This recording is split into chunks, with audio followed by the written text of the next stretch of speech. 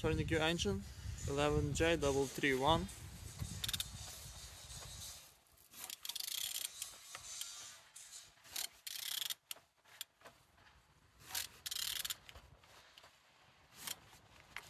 Turning good, and the front engines looks good as you can see. Compressor, look nice.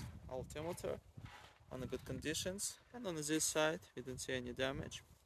Focus all on the window, no water inside. Gearbox, without any damage. And on this side, engines looking good. Starter, no broken. And on the top, all connectors look nice, didn't see any damage.